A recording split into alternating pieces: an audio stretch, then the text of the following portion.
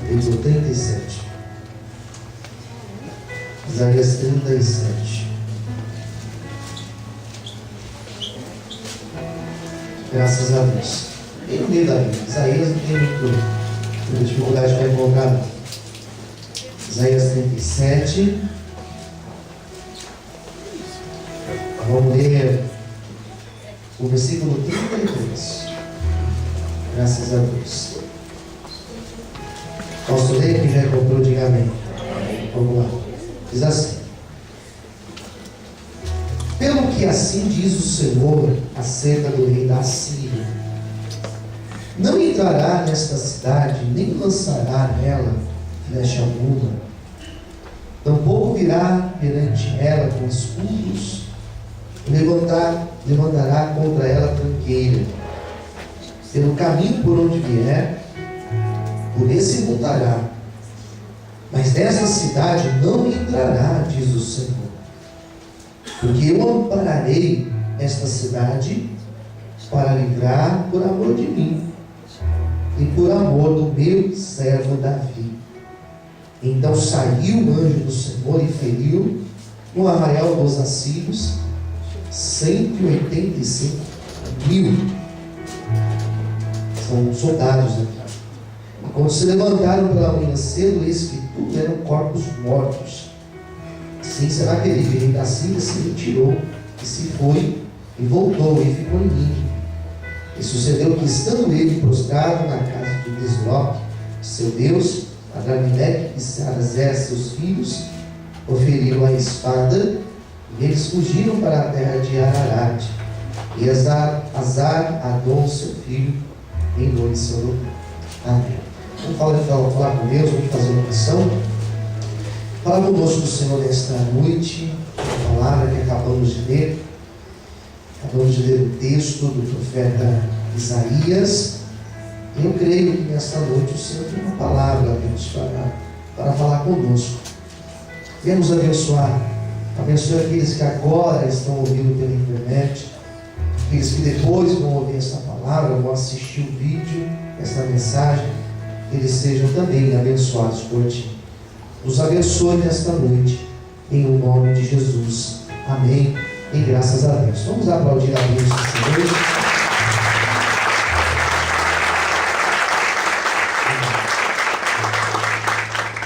Eu quero nesta noite, preciso ser bem dinâmico na minha palavra, porque é uma história que eu vou contar para vocês. E essa história é um pouco extensa, então eu vou tentar resumir bem rapidinho para a gente entender do que se trata esse texto.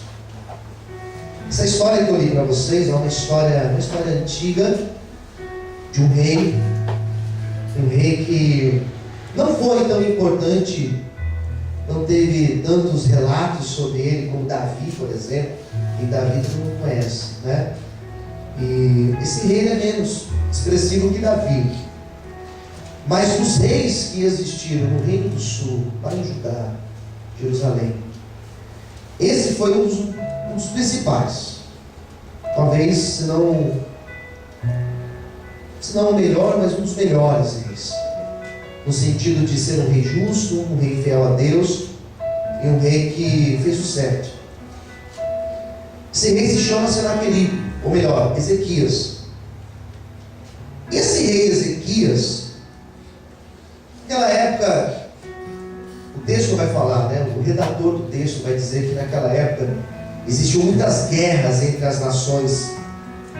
Era comum uma guerra acontecer só pelo espaço geográfico, para querer aumentar os seus territórios. Então, nesta época, não existia uma estabilidade no mundo daquela época.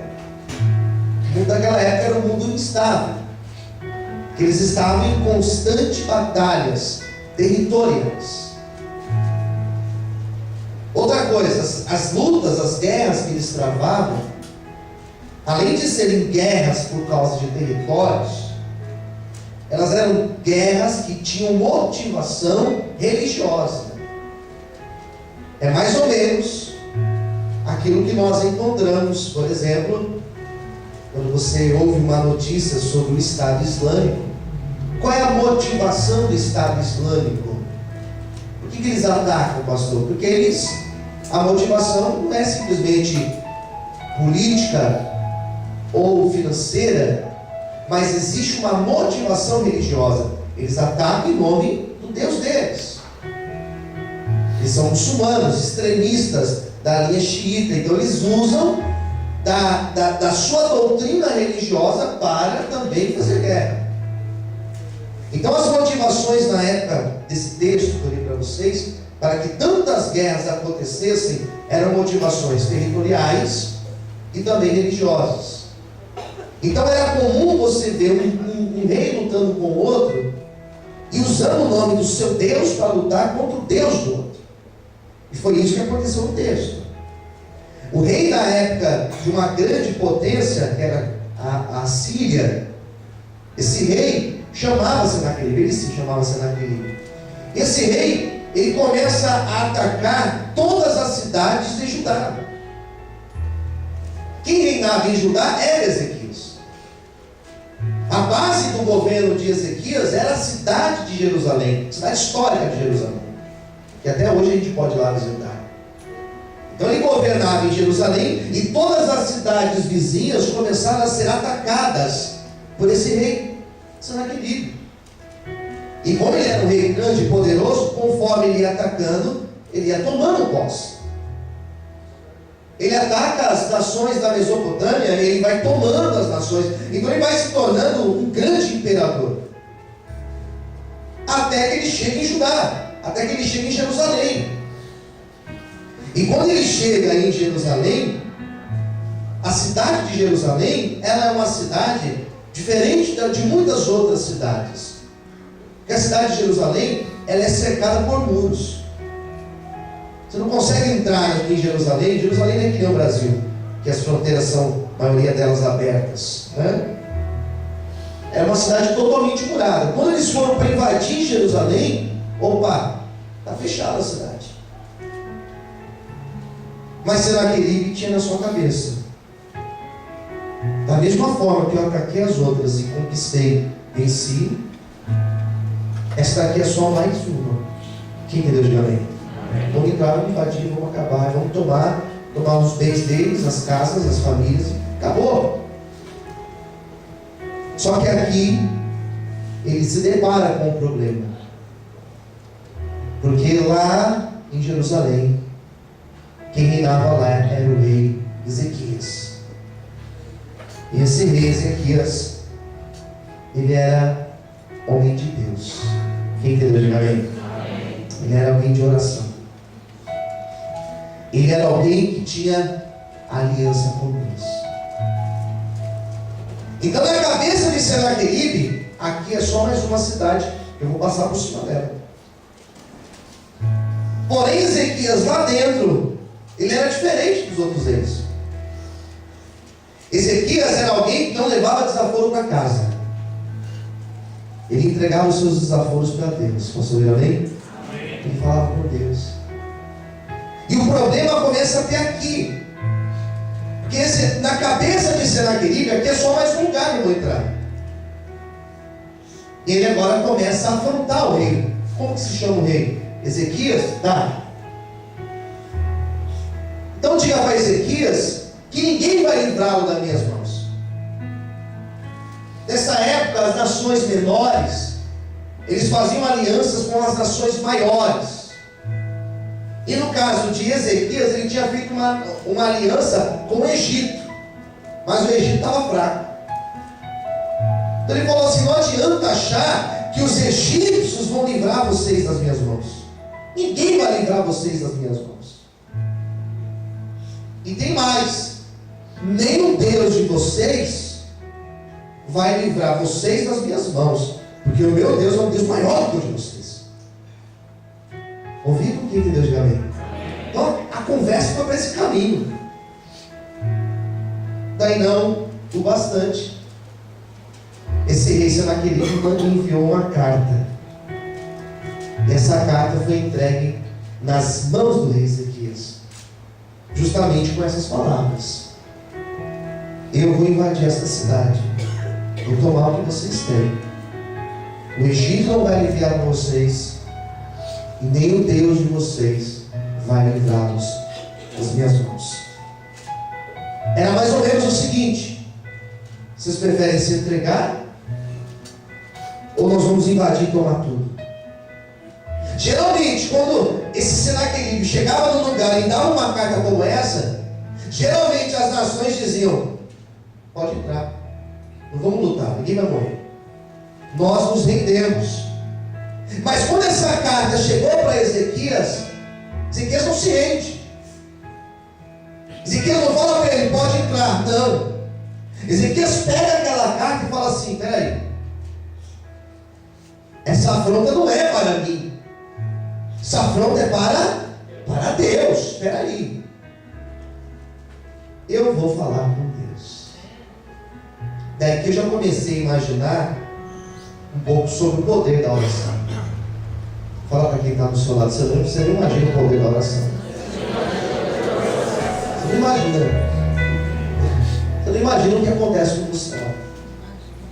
E não é a oração do pastor que é a mais poderosa. Não. A nossa oração, ela é igual aos olhos e aos ouvidos de Deus. Amém. Às vezes a gente ouve algumas pessoas dizendo: não, mas a minha oração não. A nossa oração, ela é eficaz. Aleluia. A oração de uma mãe pelo filho, a oração de um pai pelo seu filho, a oração da esposa pelo esposo, a oração nossa por uma causa. Não imagina o poder da tua oração. Você não imagina o que acontece quando você entra num lugar e fala assim: a partir de hoje Deus vai reinar neste lugar, amém? Você não imagina o que acontece quando você entra na tua casa e fala assim: a partir de hoje a paz vai reinar na minha casa. Por isso, em nome de Jesus, eu convido você a levantar sua mão agora, e você vai lembrar de uma situação da tua vida. Você vai fechar os teus olhos agora, você vai lembrar de uma afronta na tua vida, você vai lembrar de uma situação adversa na tua vida, e você vai dizer: em nome de Jesus, eu abençoo, eu libero uma palavra de bênção, uma palavra de restauração, ou de cura, ou de libertação, e aquilo que você está orando, Deus vai tratar a tua vida, em nome de Jesus. Você pode aplaudir e exaltar a Deus por isso. Amém, Deus? Posso ouvir um amém? Daí, Ezequias resolve orar, queridos. E o texto de Isaías 37 vai falar um pouco sobre isso. O texto vai dizer, se você tiver com a sua Bíblia aberta, graças a Deus, no capítulo 37 vai dizer,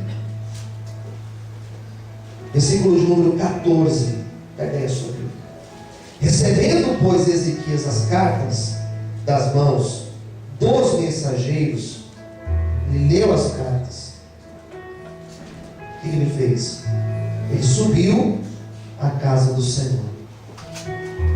E Ezequias, ele estende, ele coloca as cartas perante o Senhor.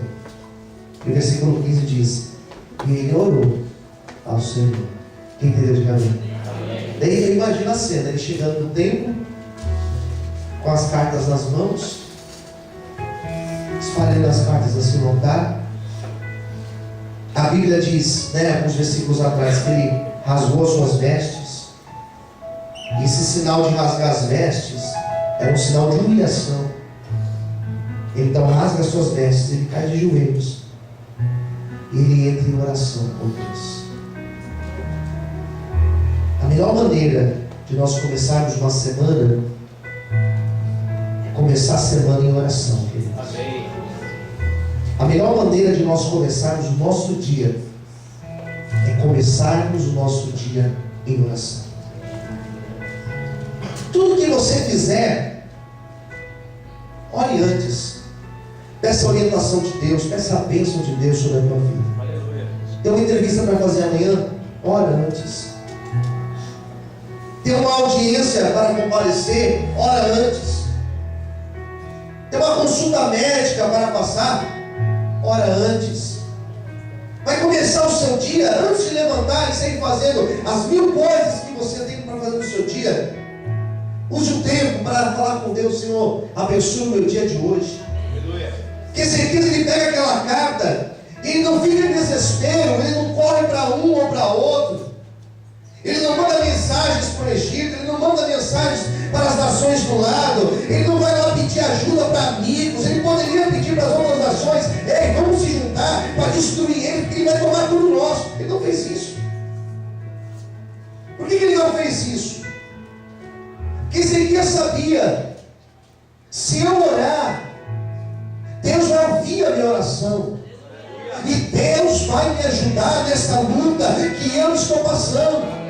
Por isso que essa noite eu estou com essa palavra de Deus para falar para você. Não sei qual é a luta que você está passando, mas se você pedir ajuda para Deus, Deus vai ajudar. Ele vai ter pessoas no teu caminho, Ele vai fazer algo na tua vida. Você pode aplaudir esse Deus nessa noite. Peça ajuda para Deus.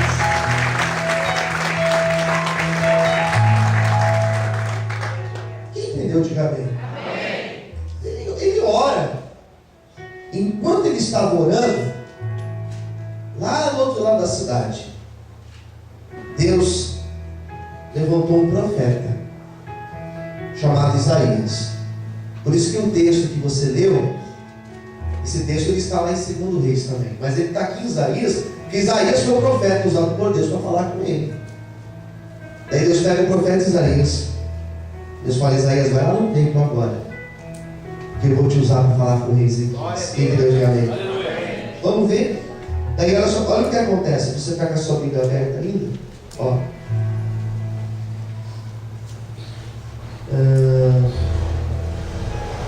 Ainda no capítulo de número 37.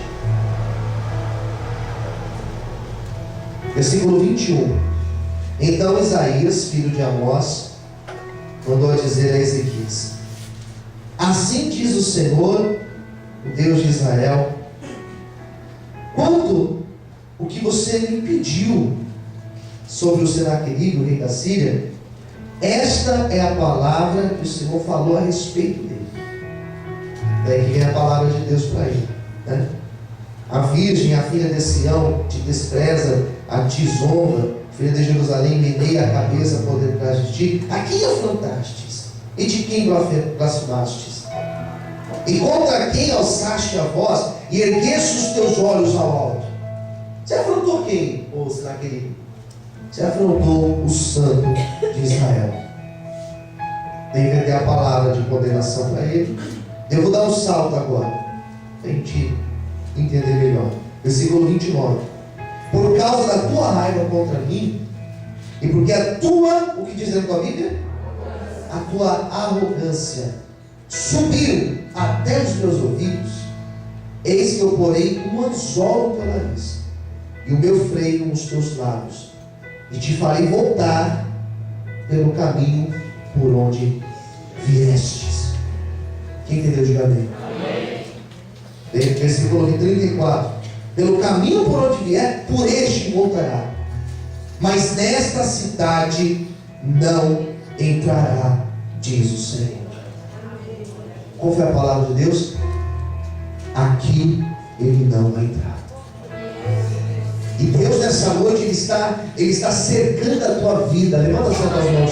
Deus nessa noite ele está cercando a tua vida, a minha vida. Deus está cercando a tua casa nesta noite. Deus está cercando a tua família. Sabe o teu sonho, o teu projeto que você colocou na mão de Deus? Deus está também cercando o teu sonho e o teu projeto. E Deus está dizendo: não vai entrar, não vai tocar, não vai cair por terra, porque eu estou abençoando. Diz o Senhor para você nessa noite. Você pode aplaudir a Deus bem forte. Aleluia.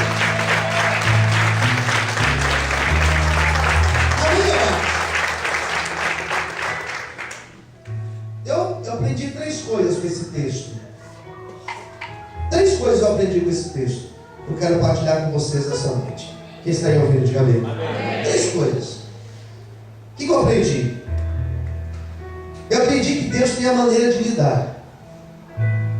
Porque nesse texto existem 3 nomes principais aqui nesse texto. Primeiro, Senaqueribe. Segundo, Ezequias. E o terceiro nome que eu quero destacar para vocês só aparece uma vez. você tiver com a Bíblia aberta, é o 35. Ampararei esta cidade para livrar por amor de mim e por amor do meu servo. Daí fala o nome aí. Servo Davi. Então tem 3 nomes: Senaqueribe, Ezequias. Qual é o terceiro? Davi. Como que Deus tratou com Senaqueribe? Porque Senaqueribe, ele é um exemplo arrogante. O próprio Deus chama ele de arrogante, prepotente, soberbo.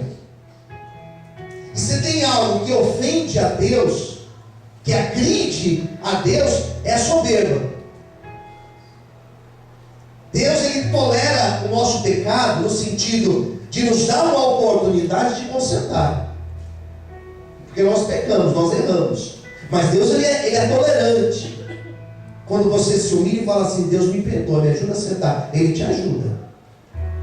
Mas a arrogância é você olhar e falar assim: eu não preciso de ninguém. E às vezes a pessoa chega a um nível de arrogância tão grande que ela acha que nem de Deus ela precisa. Então esse Senaqueribe, que foi o exemplo de arrogância da Bíblia, é um dos homens mais arrogantes. Pense como uma pessoa arrogante. Senaqueribe era mais arrogante que essa pessoa. E Deus olhou e falou assim: você, eu vou abater você. Você chegou até aqui, mas você não vai passar aqui, porque agora você mexeu com aquilo que você não podia mexer. Você mexeu no meu filho, você mexeu na minha cidade, agora você vai cair.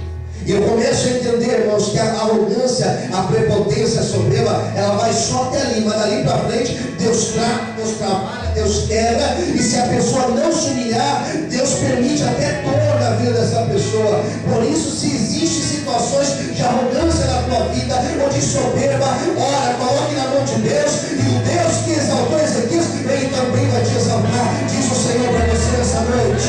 Vamos falar glória a Deus. Amém. Você pode virar Amém. Não deixe a soberba entrar no teu coração. Seja humilde. O exemplo da humildade está em Ezequias. Ezequias, quando ele recebe aquela afronta, ele foi humilde. Estava lendo esse texto hoje. Quando eles recebem a carta, olha só o versículo que eu vou ler para vocês. Ó, versículo 21. Vamos voltar. Só você entender. Ó.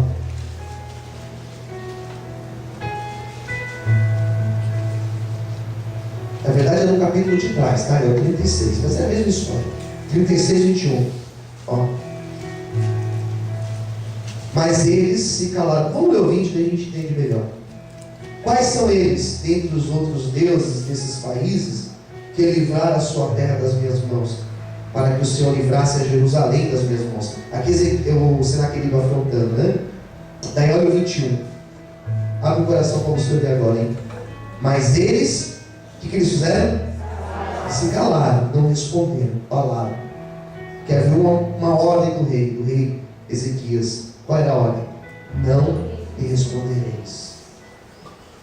Melhor maneira de nós lidarmos com uma afronta como essa é ficar em silêncio. Amém, amados? Fala para o teu irmão do lado, fique em silêncio. Diga assim: Deus vai falar com você. Diga assim: os dias vão falar com você. Ficou em silêncio. Ele não discutiu, ele não debateu. Você vai entrar aqui e vai destruir? Tá bom. E em silêncio, ele entra no templo, põe os joelhos no chão e ele fala com Deus. Quando nós nos calamos, Deus fala por nós. Essa semana aqui, já cedo, eu tomo posse. Essa semana nós vamos vencer em silêncio. Posso ouvir amém? Você vai se calar a partir de hoje, a partir desse domingo. Você vai fechar sua boca, você não vai dizer nada, você não vai contar o teu sonho, você não vai contar o teu projeto, você não vai lá discutir com ele ou com ela, você não vai lá querer mostrar que está do lado da verdade. Você vai se calar e Deus vai falar por você, e Deus vai te justificar e haverá a honra de Deus na tua vida.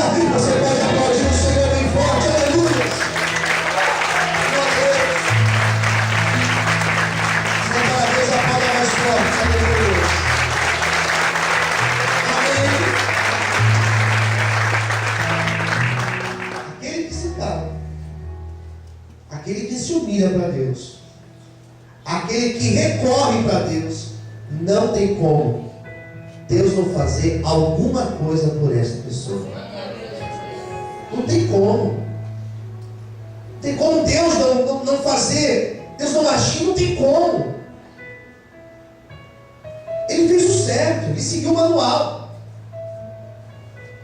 Ele lá de joelhos orando, viu o profeta. E foi tão bonito o cuidado de Deus, que Deus confortou o coração dele com essas palavras. O que eu acho mais maravilhoso de poder pregar quase todos os dias, quase todos os dias eu prego todo dia na verdade, né? Mas aqui, os cultos, o que eu acho mais maravilhoso é ver a capacidade que a palavra tem de consolar o nosso coração. De você ouvir aquela palavra e você falar assim: amém, eu creio. Você sai da igreja diferente da forma que você entrou. Sai daqui confiante nessa noite. Amém, amados? Eu vou encerrar a palavra. Daí, em terceiro lugar, aparece o nome de Davi. Daí, esse texto, Davi não tem destaque no texto. Mas quem fala de Davi aqui no texto não foi Senaqueribe, não foi Ezequias, não foi nenhum outro. Quem coloca Davi na história é Deus. Daí você fala, por que Deus coloca Davi na história? Porque Davi viveu 300 anos antes disso acontecer. 300 anos é bastante tempo, quem concorda, diga amém. É a mesma coisa no ano de 2316. Deus fala assim: eu vou te abençoar por causa da oração do meu filho Odair. Já pensou? 300 anos depois Deus lembrar do Odair? Apesar que Deus vai lembrar, quem concorda, diga amém. Deus vai lembrar de mim, de você. Mas imagine só, Deus citar, gente. Deus chegar para o teu descendente e falar assim: olha, porque na tua família teve alguém, teve uma Monique na tua família que viveu há 300 anos atrás, eu vou te abençoar por causa dela. É mais ou menos isso. Eu aprendi uma coisa: Deus tem memória boa. Porque se eu perguntar o nome do seu avô, você sabe. Do bisavô, você sabe. Agora, se começar a perguntar mais para trás, a gente não vai saber. Mas Deus tem memória. Por que Deus lembrou de Davi? Porque Davi foi um rei bom, pastor? Eu acho que não. Porque Davi foi um homem perfeito? Longe disso. Davi pecou e a Bíblia não esconde isso. O que Deus lembrou de Davi 300 anos depois? Pelo fato: Davi foi um homem que Deus fez uma aliança com ele. Amém, queridos? Amém. Deus fez uma aliança com Davi. 2. Davi fez uma aliança com Deus. O fato não é só Deus querer algo comigo, eu preciso querer algo com Deus. Fala assim para quem está do teu lado: Deus quer ter algo com você. Queridos, não basta Deus querer, eu também tenho que querer. Não basta Deus falar: eu quero te abençoar, eu quero te ajudar, Deus quer abençoar todo mundo, irmãos. Deus quer ter uma aliança com todo mundo. Aquela pessoa que está jogada na rua, Deus quer ter uma aliança com ela. Aquele cara que está preso, que fez vários crimes, Deus quer ter uma aliança com ele. A pessoa que está lá na droga, lá na Cracolândia agora, Deus quer ter uma aliança com ela também. Mas a questão é: eu também tenho que querer ter algo com Deus. Porque Deus quer ter algo com todo mundo. Por isso que Ele envia Jesus, para todo mundo poder ter a possibilidade de ter uma aliança com Ele. E quando Deus falou: eu quero ter uma aliança com Davi, Davi falou: Senhor, eu também quero ter uma aliança contigo.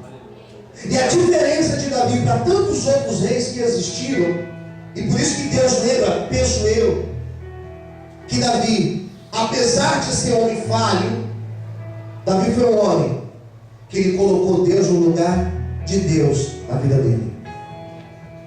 Deus falou: o Senhor é o meu Deus. Ele colocou Deus no lugar certo. Posso ouvir um amém? Amém. E colocou Deus no seu governo, no lugar certo. Por isso Deus falou: eu tenho uma aliança com você, Davi. E a tua descendência vai reinar sobre essa terra. E haverá minha bênção sobre a tua família.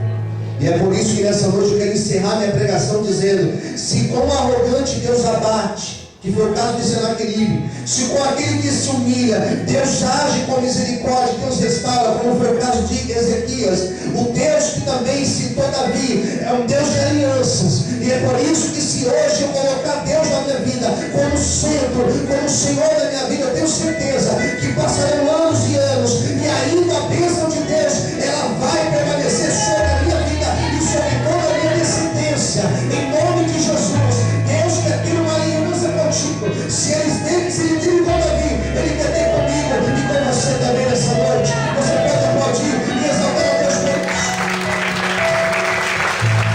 Amém? Posso ouvir um amém? Por isso que Davi também foi citado na história. Como que acaba o texto? Vou encerrar a pregação para a gente orar. Quando ele acaba de orar, Deus falou assim: fique em paz, o Ezequias, fica tranquilo que ele mexeu comigo. Fala assim para o teu irmão: quem mexe com você? Fala assim: está mexendo com Deus. Mexeu comigo, Ezequias. Agora você senta que eu vou te mostrar. Deus mandou um anjo.